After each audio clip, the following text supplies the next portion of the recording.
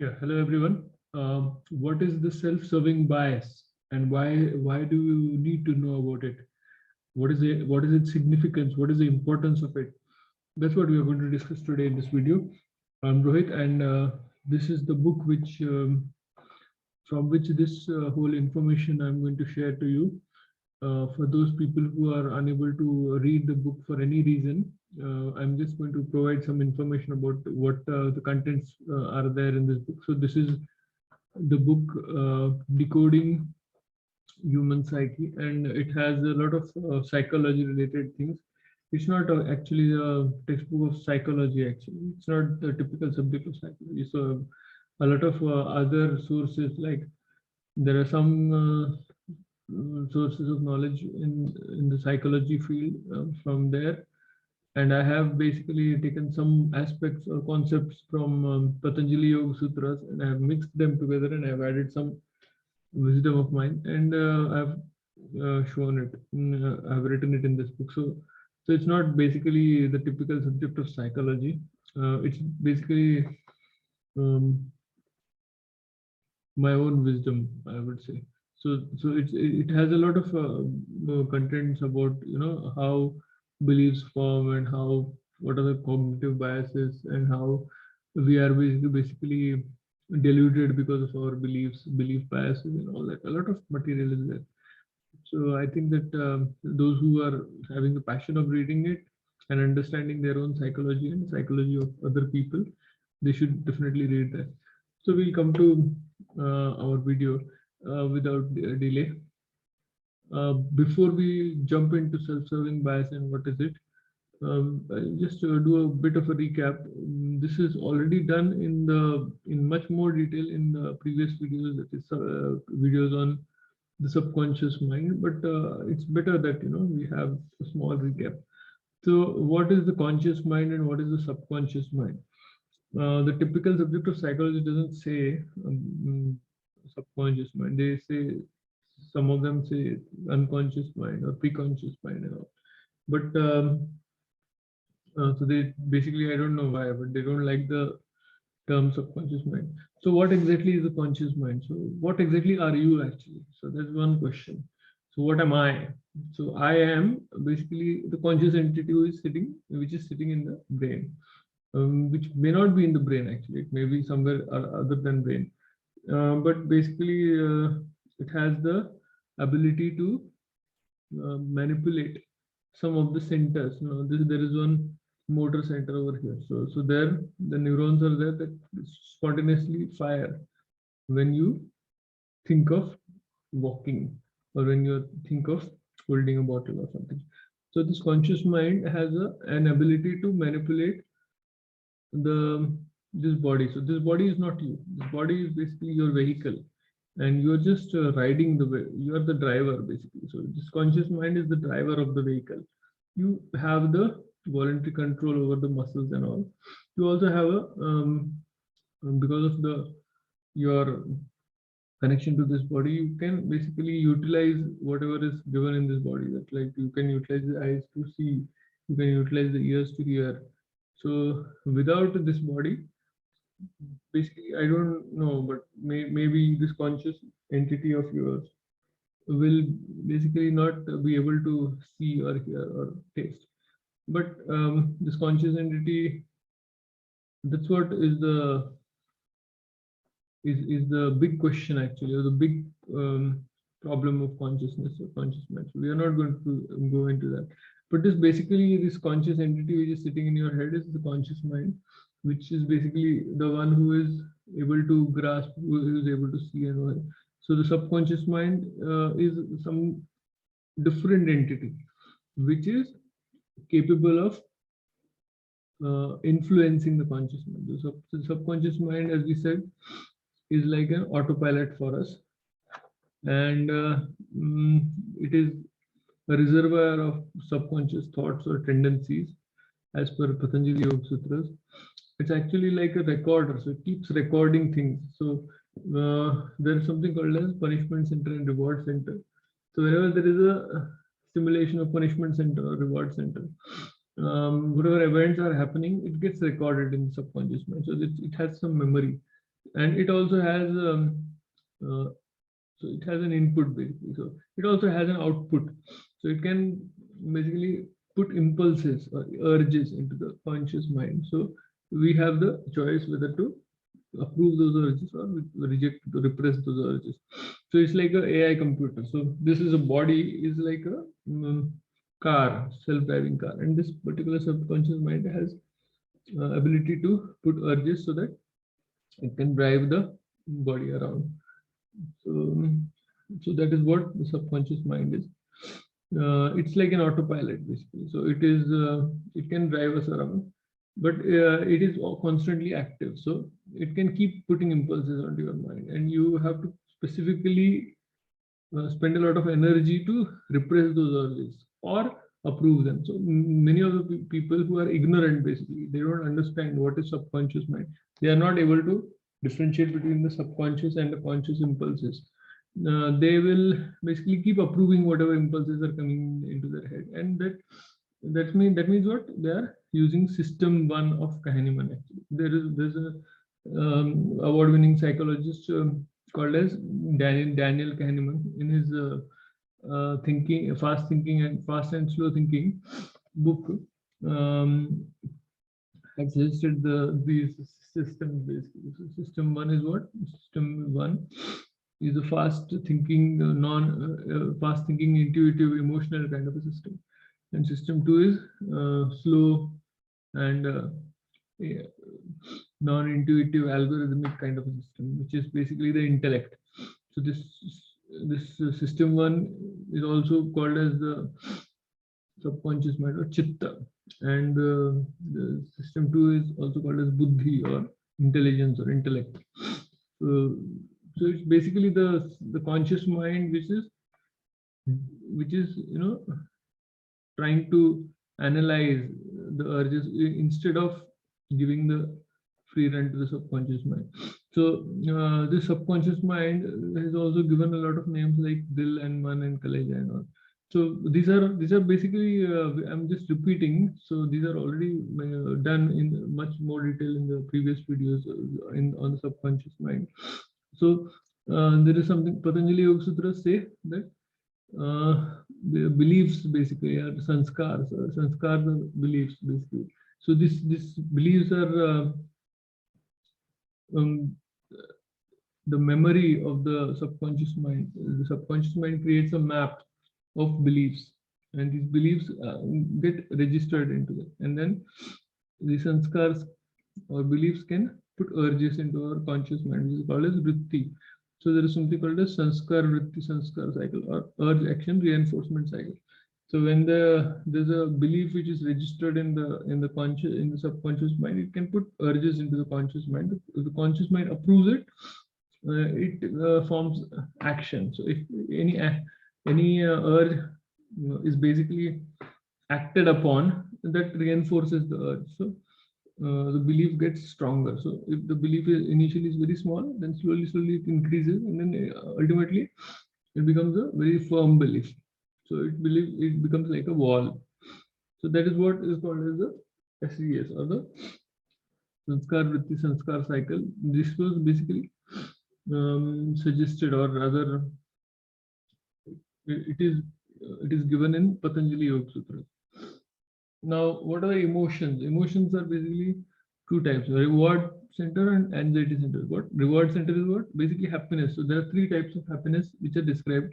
Four types actually. The Kama is a very short term, Earth is a medium term, and Dharma is long term, and ultimate is the moksha and anxiety center. So these are covered in a completely separate video. So I think you should go and check out if you have not checked it out. Before hearing this video, I think the video on the subconscious mind and the significance of subconscious mind, and also probably this video on reward center and anxiety center, you should be understanding those concepts to understand this particular video. This particular video, I'll focus more on self-serving bias. So there's something called as cognitive biases. So what exactly it is? these are actually glitches in the mind, or they are repetitive patterns of error. So when the subconscious mind, it has some belief in it, then it can put urges into conscious mind. And if the conscious mind is too busy doing something else, so it wants answers, but it cannot, it doesn't have time to spend or energy to spend on. So it wants the answer fast, without much effort and without much analysis or cognitive effort. So if that happens, what happens is that it jumps onto conclusion, or it basically arrives at a conclusion without much thought, with the pre-existing prejudices or beliefs. So if you are utilizing this pre-existing prejudices or beliefs, then they are often the answer which you get is erroneous or wrong, or it's is logically inconsistent or erroneous.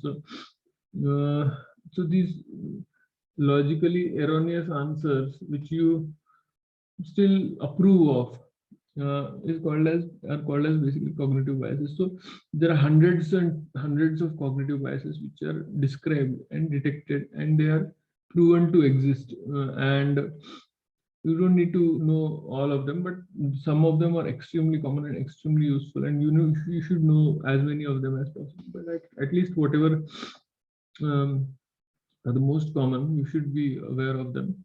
So these are glitches in the mind. So it is basically the system 1 and system 2 of Kahneman. So system 1 is the one that is the one which when we use the subconscious. Now remember that the subconscious mind and all, it's basically, I have correlated that.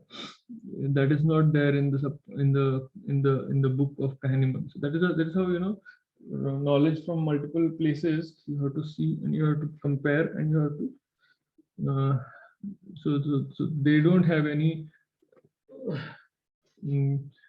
Kahneman in his book, there's no concept of sanskar vritti, sanskar cycle, or subconscious mind, and also.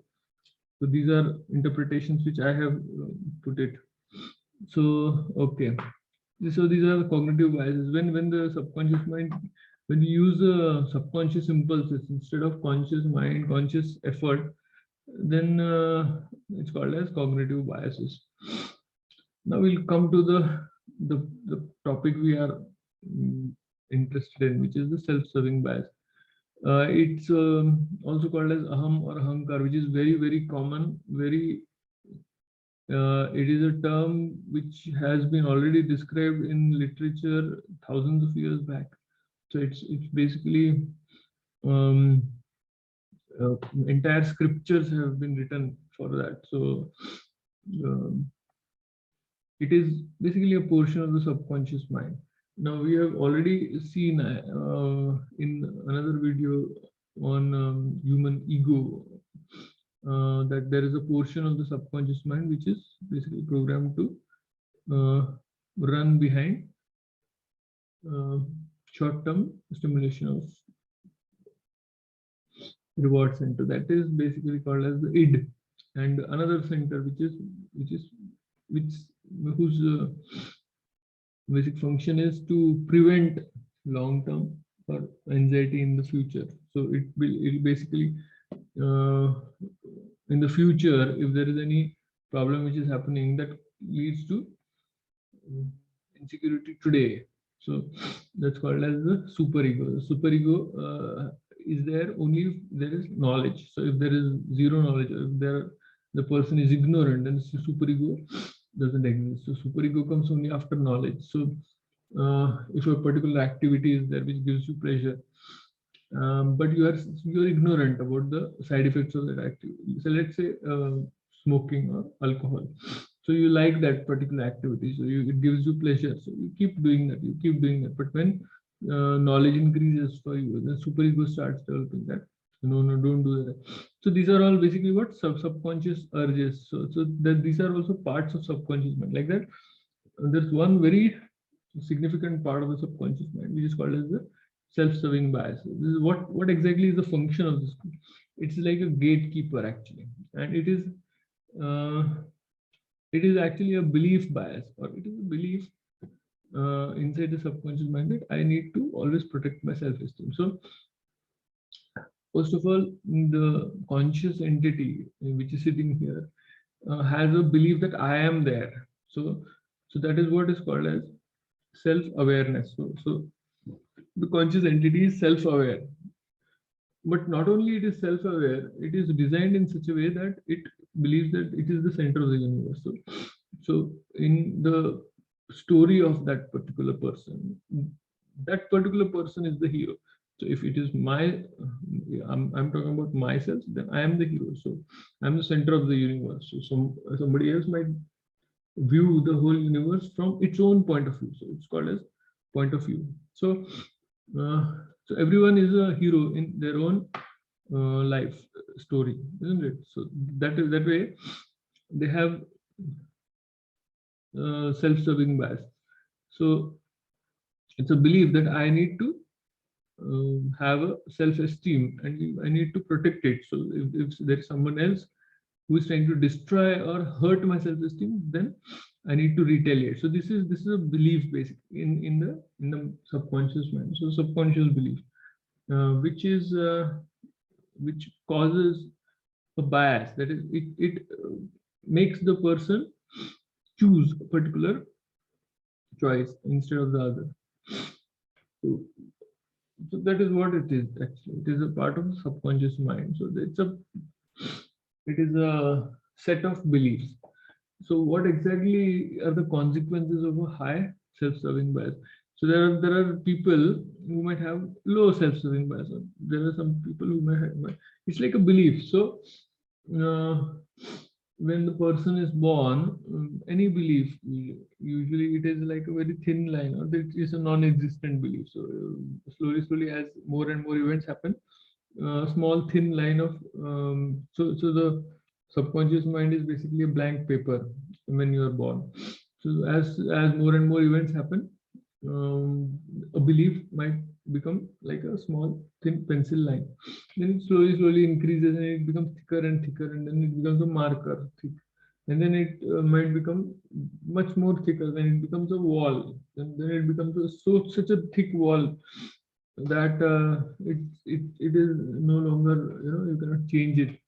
So like that, belief evolves. So in that sense, even a self-serving bias, or SSB, which is actually in the typical psychology literature, it might be very limited, and I am just loosely using it to equate it as a aham or ahankar. So that is the reason why I'm actually utilizing my. So if a psychologist hears this, I'm sorry about that.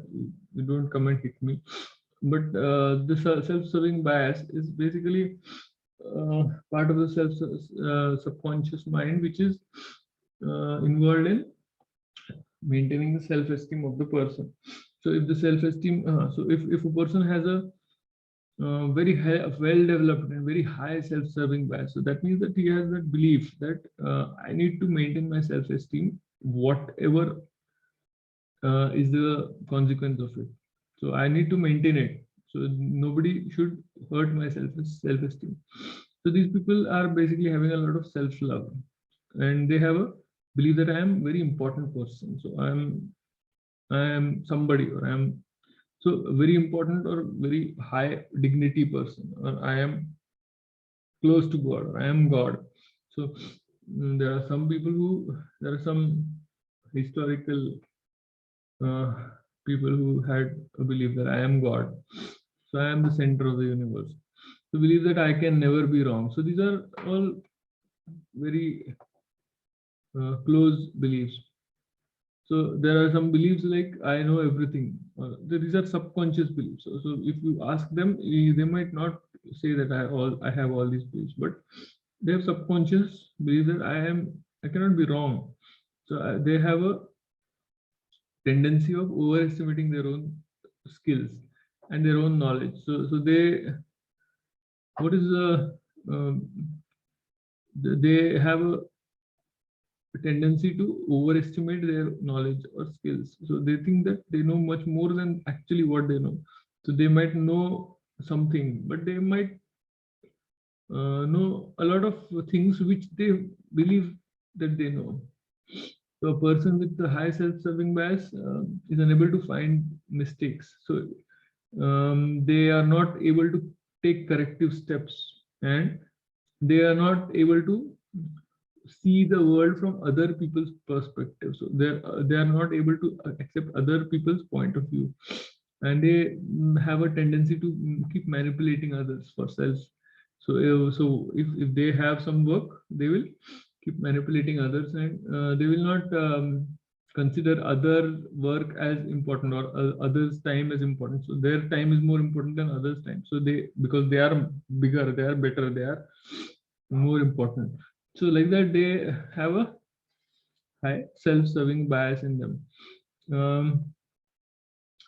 If the self-serving bias is very high, then they might be hateful or angry. So any small disagreement which you have, any small criticism they get from anybody, suddenly they get triggered, and they are very angry, and they're hateful people. So how dare you do that? You are such a small guy.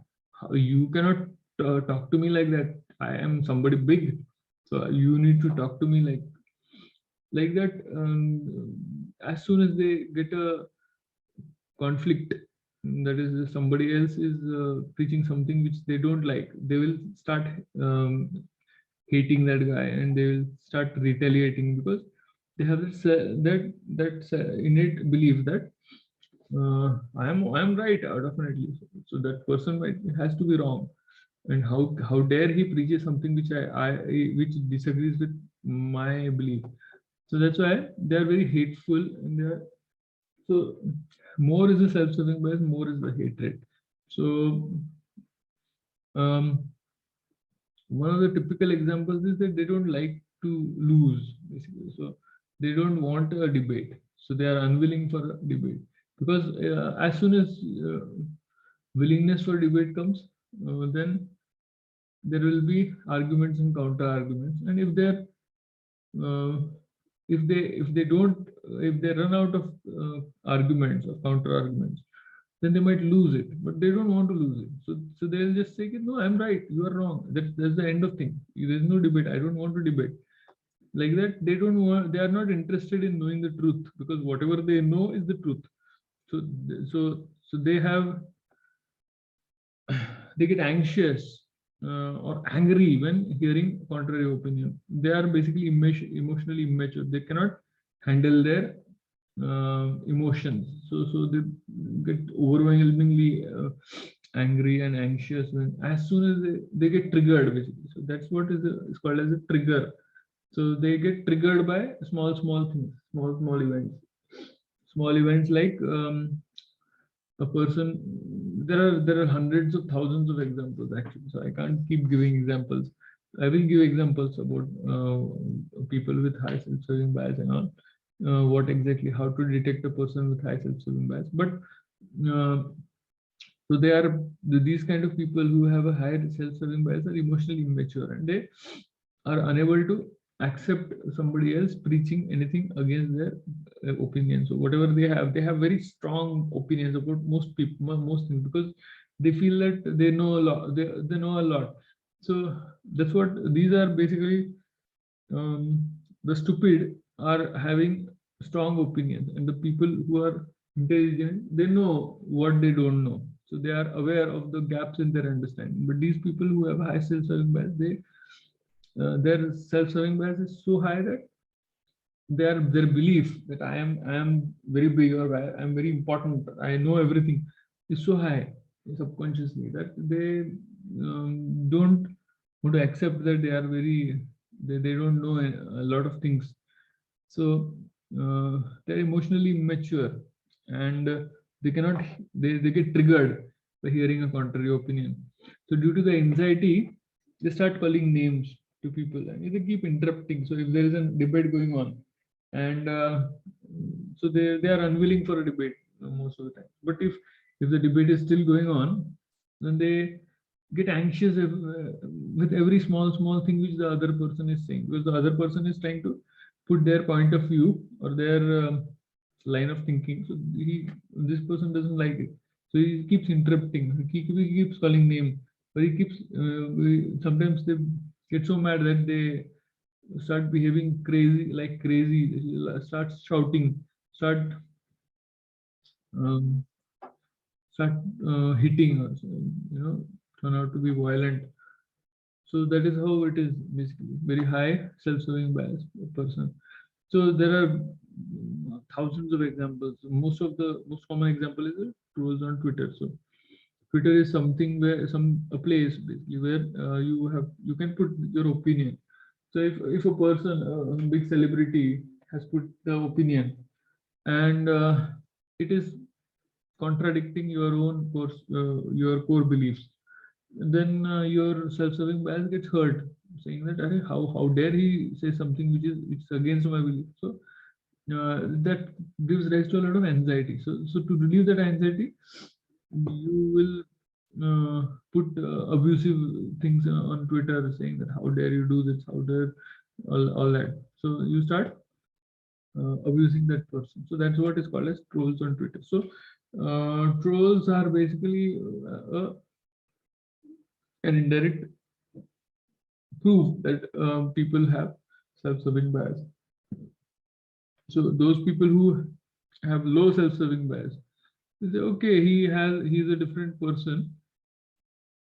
He will have a different opinion. Let's agree to disagree and move on. So those people who have a very low self-serving bias will never are basically more knowledgeable. So they know that I also don't know many things. This guy also doesn't know many things. So let us let go. But the person who has a very high self-serving bias, he keeps getting that subconscious urges to do something about it. How can you leave that person alone? He's proving me wrong. How can he prove me wrong? No. So I have to do something. So to relieve that anxiety, they have to reply, and as soon as they reply, they'll feel happy. Yes, I have done something. I have insulted that guy. I have done something.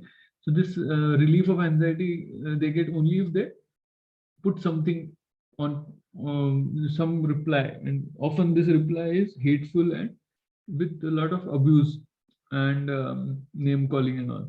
So unless they do that, they will not get relief or satisfaction. But then the other person, the person who wrote that reply, still again, he also gets triggered. How dare he calls me this? And so he also writes under his own self-serving bias. So like that, the fights on people on platforms like Twitter is basically a fight between self-serving biases of people. So their aham gets damaged. Political opponents in debate. So these are also again often people with very high self-serving bias, thinking that my point of view is right and the other. So usually, most of the time, debates are not actually debates to understand or to know the truth. They are basically debates of one person putting his point of view, the other person putting his point of view, knowing that the other person is wrong. So this is basically most of the time the format of debate, which means that both of them don't want to lose, and both of them know that the other person is wrong, which is basically not the right way of debating. And so basically, when you debate, you have to keep your mind open that, yeah, some of the points of the opponent may also be right, and some of my point may be wrong. This underlying acceptance is not there when you typically you do debate in politics. So political debates are usually people with very high self-serving bias. So there are some researchers who are unwilling to listen to a different point of view. So they believe in one particular line of thinking. So if there is any other line of thinking which emerges, then they are triggered by it. How no, this is wrong line of this cannot be right. There is one example. There are many multiple examples actually. So a person with a very high self-serving bias usually also has other cognitive biases. Now you need to know about all these cognitive biases before you understand this particular slide. But I'll just go in brief what they are. As I said, they have a lot of overconfidence in themselves, that they know everything, or they have, and they have a overestimation of their own skills and abilities and knowledge. So they are the textbook example of Dunning-Kruger effect. And they have something called as ostrich bias. Means what? Whatever their line of thinking is or their beliefs are, their negative things, that is the mistakes or wrong things about them, they have a complete blind eye about it. So they don't accept that whatever they are thinking or their line of thinking may be wrong. So they have basically an ostrich bias. They have something called as bias, which means what? They have a firm opinion that they cannot be biased. So how can I be biased? If I accept that I am biased, that means what? I'm accepting defeat, or I'm showing that I have a very low self-esteem, which is the exactly opposite thing of what a high self-serving bias person is. So a person with humility or humbleness, or knowing that yes, I could be wrong, is not a person who has a very high self-serving bias. So if the person has a low self-serving bias. So these people have attribution bias. That is attribution, very high tendency to attribution. Means what? Instead of they are unable to see their own mistakes actually. So they cannot see their mistakes. So instead of attributing their mistakes or their failures to their mistakes, they attribute their failures to something else. So this attribution bias is extremely common in people with very high self-serving bias. So people with very high self-serving bias uh, can never do any mistake, because whatever failures they have or they face are basically caused by something else. Another very important, very common thing is illusion of reality, which is what? They have very firm opinions about things because they are right. So their opinions have to be right. So somebody else's opinions are definitely going to be wrong. So they have very firm opinions, and they commonly have opinions which are wrong, but which they think that they are right. So that's called as illusion of reality. So the reality is something else, but they have a firm opinion that what their opinion is right, and others are stupid people. So like that, there's a saying actually, that people who are stupid are extremely confident, and the people who are really intelligent or wise, they are full of doubt because they just cannot form opinion, or they keep because they can think from all points of view. So what is something which is exactly opposite to a high self-serving bias? Means what is a low self-serving bias, or people who have low self-serving bias? They are basically humble. Means what? They know, they have an underlying acknowledgement that we are just a human, we are delusional, we know that we don't know everything. So it's not um, they know something, but they have an understanding that a lot of things are there which they don't know. So if they're expert in one particular field, they have an underlying acknowledgement that they are not experts in other fields. Like if there's a doctor, doctors might have uh, knowledge about physiology and medicine, and maybe some knowledge about pharmacology, but they may not have much knowledge about taxation or economy or other things like. So if a person has a very strong, firm opinion about these things, uh, if a doctor has a strong opinion about medicine, that is okay. But even then, just because he is a doctor and he's practicing for a very long time doesn't mean that he has to be right all the time. So this particular attitude that I have to be right all the time, if any doctor has about even a medical thing, that is also questionable basically. So science or usually doesn't work that way. So opinions. So this I could be wrong, or the staying grounded or is basically very important. So if a person has this underlying acknowledgement that I could be wrong, they are basically the people who stay grounded, or they are humble, or they have a very low self-serving bias. So it's opposite to high self-serving bias people. So they are basically emotionally intelligent. So they understand what emotions are there. So people who have low self-serving bias, they have basically tamed their self-serving bias. So they control have a control over their self-serving bias.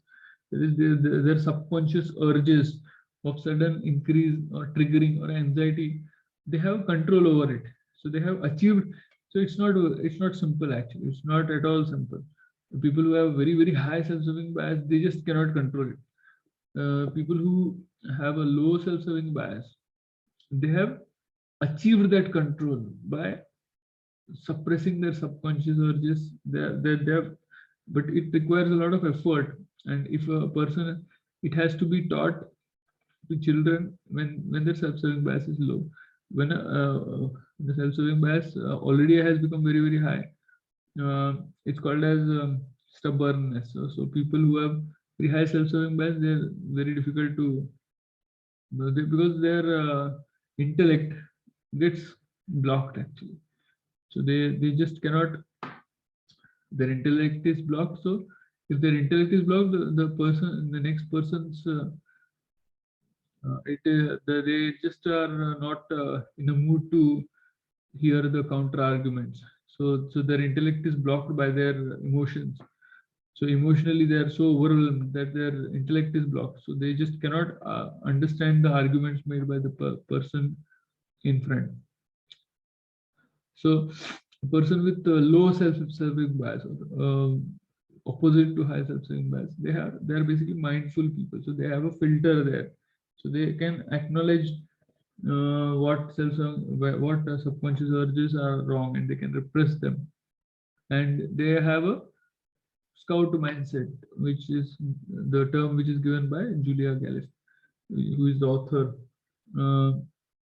Scout mindset people are people who have an underlying assumption that, if I am wrong, I am wrong. What is there? It's just a belief, but I need to find out the truth basically. So they are truth seekers rather than uh, they don't have a underlying this thing that I have to be right, or my preconceived notions have to be right. So that there's no such thing as that. There's something called as taming of self-serving bias. So self-serving bias can be tamed. So there, if parents say something to their children, they don't listen. Why? Because it's just my father or my mother. Why should I listen? Slightly older children, when their parents say that you have to behave like that, they will not agree, and they will do exactly opposite of what is being told. Why? Because their self-serving bias is developing. They believe that I am a big boy now, and they are bigger than the parents in hierarchy. So that's what is the belief there. But the same person, the same advice, if the same advice comes from the school principal, they will say, oh no, principal madam is very big, so they are bigger than me in the hierarchy, so I have to accept whatever the principal madam is saying, otherwise she will give me punishment. So that way the children, typical example of taming of the self-serving biases. Parents, when they give the same advice, they will not listen, but if the same advice is given by the principal, they will listen. So this is what is called as mental hierarchy. So if a person who is at a much bigger level than me is giving me an advice, I will follow it because the self-esteem is not damaged. Because yes, of course, he is much bigger than me, so he is giving me advice. I should follow it. So there's no hurt in self-esteem. But someone who is inferior to me is giving me advice that hurts the self-serving bias of a person. So that nobody wants. So a person with a self-serving bias, if someone else who is inferior is giving, so that way you can judge a person basically. If you give some advice to the person, which is which may be good for that person, but he just doesn't accept it, saying that you are inferior. How dare you give me advice? That means you understand that this person has a very high self-serving bias and he won't understand. So it's better that you leave rather than giving advice to a person who has a very high self-serving bias, because they don't understand. They will just, their intellect is locked basically by their own subconscious urges, and they have no understanding of subconscious or conscious. So all the urges are their own urges. So they cannot distinguish between subconscious urge and a conscious urge. So they are ignorant people basically. So they cannot you cannot have debate with them. So it's better to leave.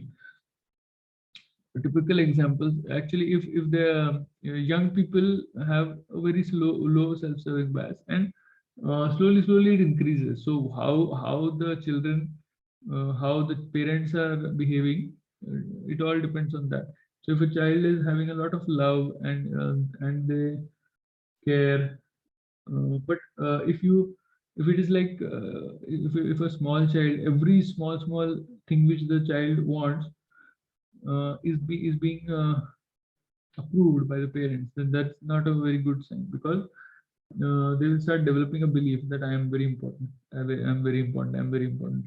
And if every tantrum of a child is approved by the parents, that's not good, because that causes self-love. So they start developing self-love. Almost all teens have a slightly high self-serving bias, which is very common and nothing to worry about. But uh, any failure which a person faces, that is good, because that causes taming of the self-serving bias. So because they start understanding that they are inferior, or they are not the ultimate, or they have some limitations of their own. So if a person has failure, that it's like if it's like for an iron, to mold it, you need to make it hot. So for a person to become more wise and understand that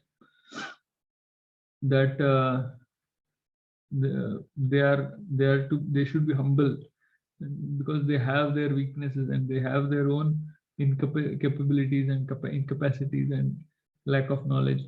So for that understanding to get inculcated into their brain, they need to have some failures. So failures are not necessarily bad all the time. So that way teens and yeah, uh, elderly is an age where any biases or any beliefs have become very stubborn, and at that time to change it is very difficult. Teens you can change, but elderly, have some beliefs and they have them very strict. So there is no way, and there is, but yes, of course, hierarchy. So if an elderly person is there and someone older than them, and higher in hierarchy than them, they advise it, then they might have a chance of changing a belief. But that is very rare actually. So people who are elderly are less likely to reduce, but there are still people who are very elderly and who are very uh, they are they have achieved a lot in their life, but they are still having a low self-serving bias. So there's actually no correlation between age and self-serving bias. It all depends on what events have happened in your life. But still, most of the beliefs in elderly people are difficult to change. These beliefs, if you want to change them, you have to change them at an early age. You have to catch them, especially less than 5 years of age. And so if a person has some traumatic event or failure in their early life, that is very important. That actually what it does is it shatters their self-serving bias or so if they have an event like uh, death of their father, or death of their dog, or death of a very close family member. So all these events, or maybe an accident or some failure of some sort in the early life, all these effects uh, put an underlying subconscious acknowledgement that I am not the ultimate, or I am. So they are basically they understand that I can make mistakes. So I have to be very careful about my own mistakes. So they can basically find out their faults much better and correct them also. So they are more likely to succeed in the later part of their life, because their choices improve, because they put effort towards correcting their mistakes rather than blaming others for their mistakes. So if they are doing a lot of mistakes, and if they are blaming others for their mistakes, then that is, they are not able to correct their mistakes. So they are less likely to succeed in life. So what is self-serving bias and debate? Yeah, when a person is when two people are with very high self-serving bias are debating, that is a useless debate, because then nothing will happen. They'll just keep abusing each other, because the first person has a different point of view than the second person, and both of them will not agree with. They are not able to see their opponent's point of view. So it's a useless debate, and they are just basically instead of words, if they give swords, they will start fighting.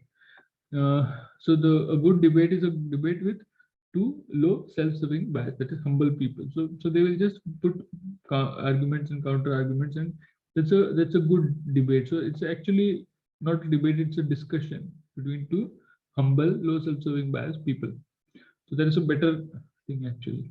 Now, you have to also understand, if you want to influence a crowd, there are some tips actually about self-serving bias. So every crowd, all the crowd, every person who is conscious has a self-serving bias. So when you are giving a speech, you have to understand what their core beliefs are. And you have to understand that if you want to influence them, or if you want to change their core beliefs, you have to first assess whether they are high self-serving bias or low self-serving bias.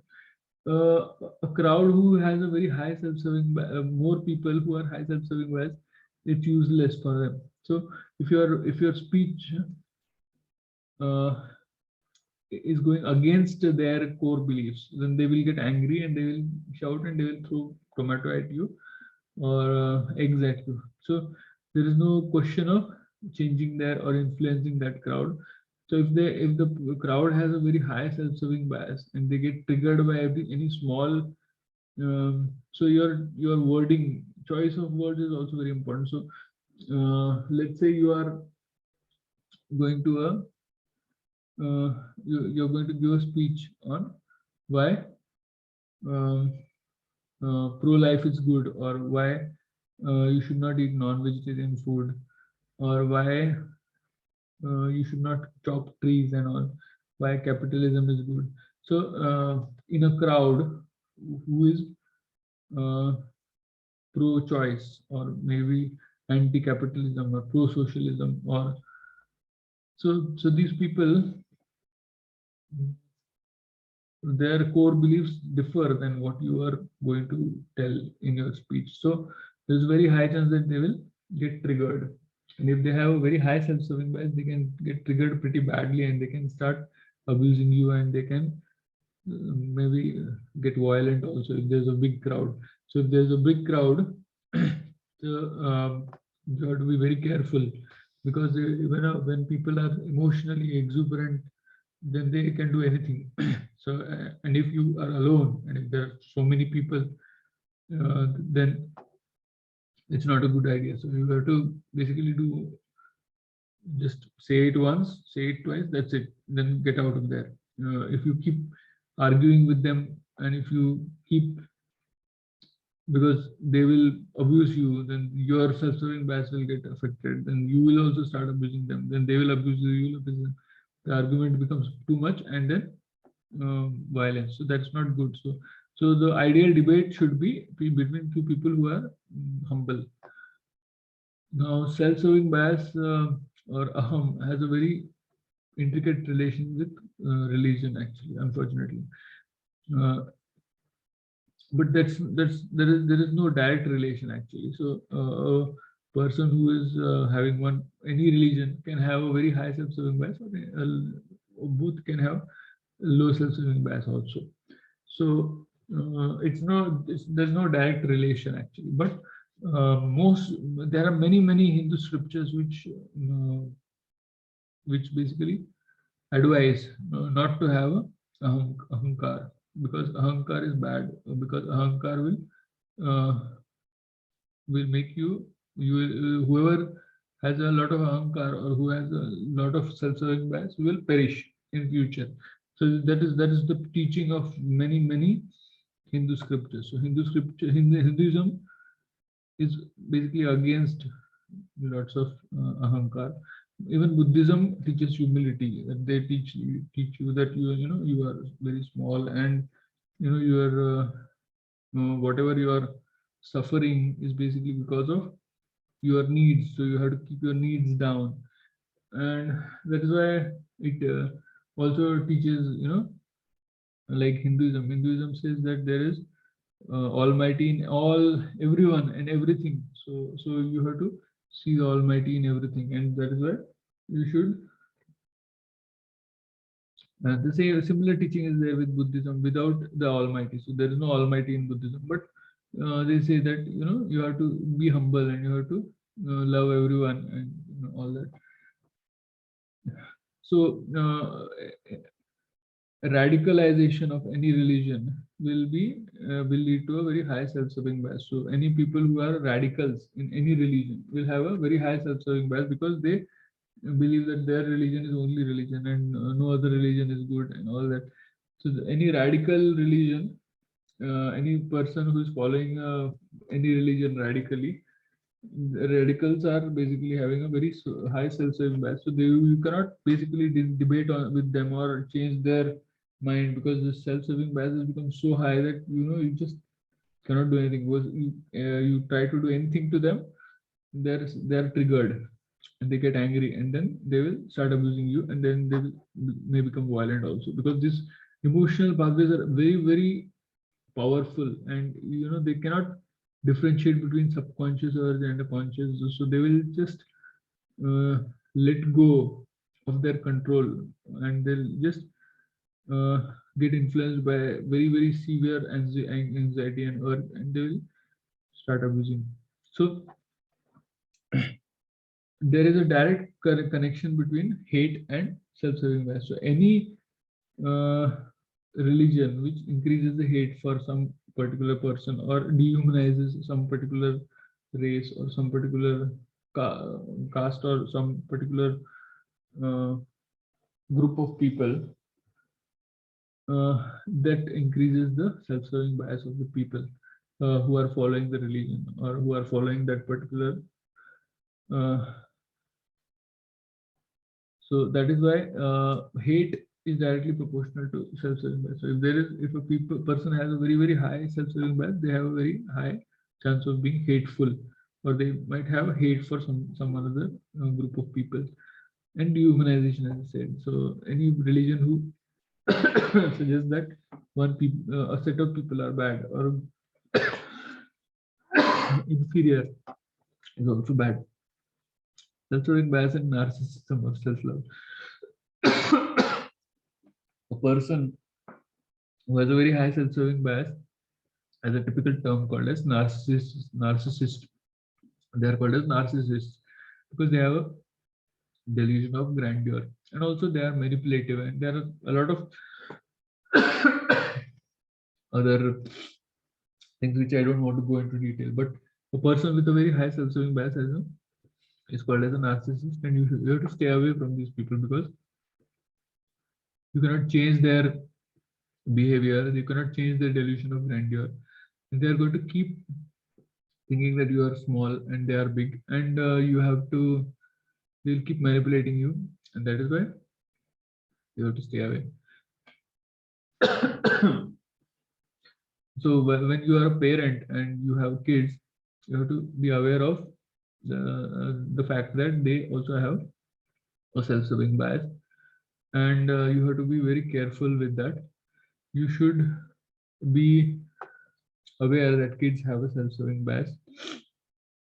So if you keep agreeing to every demand the child makes, then the child starts having a self-love, which is a very bad thing. Because so you have to be very careful, but you also have to give lots of love and also controlled exposure to risk, and small, basically you have to make a balance between discipline and lots of love, because lots of love for the sake, for the only reason that you should not offend their self-serving bias. So that's, and you should not put wrong beliefs in their mind that they are not being loved and all, because too much discipline is also bad. Uh, Too much love, and there is no exposure to risk is also bad. So that way it's a pendulum basically, or it's a difficult thing. But so you have to have an understanding that they have a self-serving bias, and you have to try not to offend their self-serving bias, and at the same time you have to have a discipline. So don't let them become very high self-serving bias people. So the only way by which you can do that is by increasing their knowledge and without offending their self-serving bias. So they have to generate a super ego in their mind without offending them. And also you have to program their subconscious mind, or you have to put beliefs in their subconscious mind, or sanskars in their subconscious mind, um, good sanskars, and you have to, so basically they are copiers actually. So you have to show them good things, and you have to ensure that they are not they are not seeing bad things, because if they are seeing bad things and bad events, then those can get programmed in their subconscious mind. The self-serving bias is also very important in marriages. So you have to understand that you have a self-serving bias and your spouse also has a self-serving bias, and there are underlying insecurities and likes and dislikes. So and the self-serving bias comes into play when arguments and fights are there. So as soon as your spouse offends your self-esteem, you start arguing, and the same thing happens to the spouse also. So because your arguments may offend their self-esteem, so that way arguments keep increasing, and because as soon as someone offends your self-esteem, uh, your subconscious urge to give a befitting reply comes, and you fall for that urge instead of repressing it. So this is a very difficult thing to do, but this is the only way out, is that you have to stop the subconscious urge to give a befitting reply, because the subconscious urge is coming from your subconscious part of the subconscious mind, is called as self-serving bias. Let's just be your ahankar. So this ahankar is basically giving you that urge.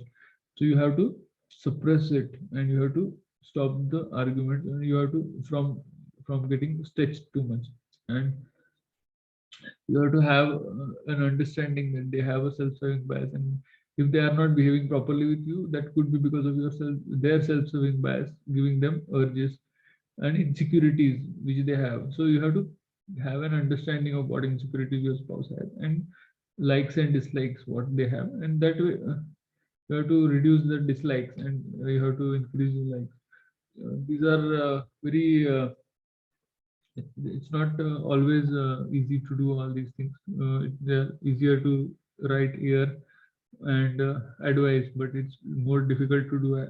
But you have to understand all these things, and you have to analyze them, and you have to put your intellect into it rather than following the orders of the subconscious mind, because subconscious mind is not a good driver in these cases. So you have to respond to situations rather than reacting to them. So a lot of holy Hindu scriptures are basically saying the same thing, that you have to have a low self-serving bias or low ahankar. Ahankar is bad. So the entire Rig Veda, it seems, I am not a Vedacharya, so I have not read the complete Rig Veda and all, but it seems that almost the entire Rig Veda is basically the underlying uh, message in the Rig Veda is that you should stay away from ahankar. You have to suppress your ahankar. You have to stay humble. Even Bhagavad Gita, actually Bhagavad Gita, Arjuna is basically a person who has been struck with anxiety or struck with fear of the future. Why this is happening? Why?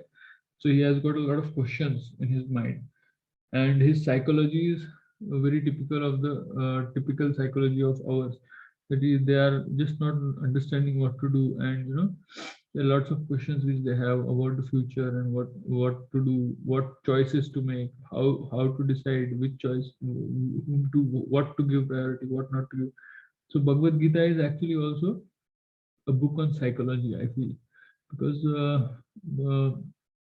there are lots of advices on how you should think and who you are and what you should think and how you should not think. So that way, Bhagavad Gita is also, a lot of verses in Bhagavad Gita suggest that you should not have ahankar. Ahankar is bad, and any person who has a lot of ahankar will perish subsequently because of his own choices, because he will keep choosing the wrong things, because his self-serving, very high self-serving bias will keep putting wrong subconscious urges into his mind, and he'll keep choosing the wrong urges.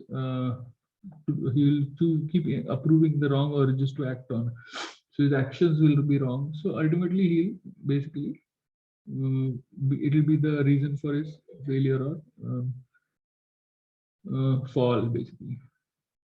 So the entire Mahabharata and Ramayana, where the same message was there, that the primary villain of Mahabharata and the Ramayana, Mahabharata is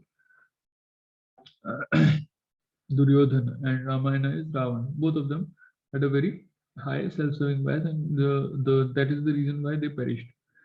And there is a Vaman avatar of Vishnu.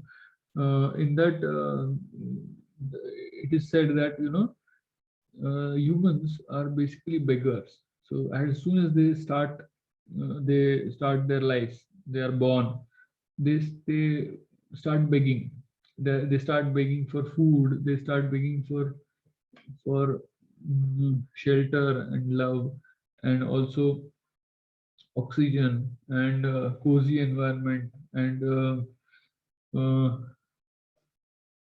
freedom from diseases. So there are so many diseases all around which can affect them. So they need protection from their parents and their. So basically, humans have to be humble, because without that they should not. They have to understand that they are just humans. They are delusional. They are very small. So this humility has to be incorporated within. So there are so many scriptures and so many stories in which the person became uh, filled with ahankar, and then they perished, and how the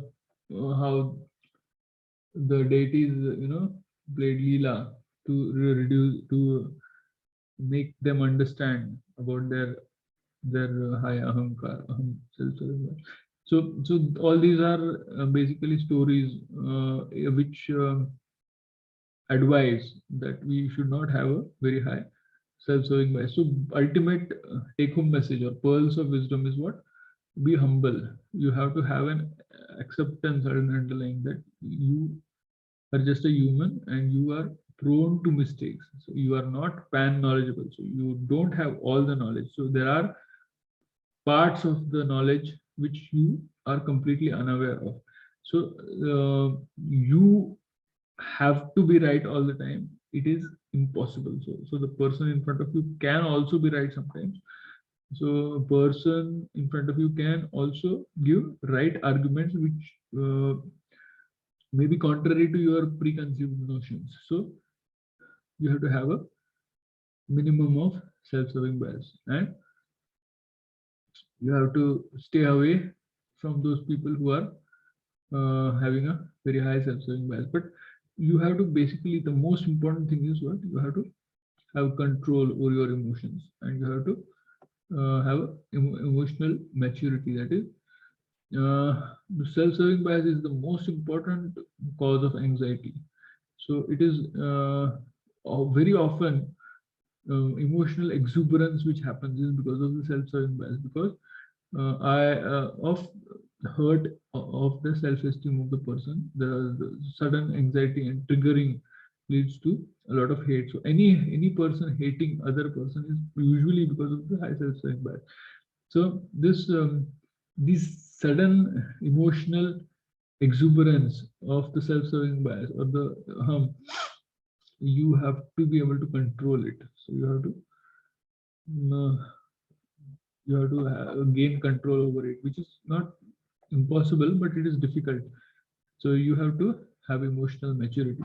So thank you very much for seeing this video, and I recommend that you see all the other videos, like the video on subconscious mind and the subconscious, what is the significance of it. And I will keep uploading many more videos like that. So I suggest that you subscribe, so that, and also share to all the teens and also all the people who are likely to benefit from this. And thank you very much. Have a nice day. Bye bye. Thank you.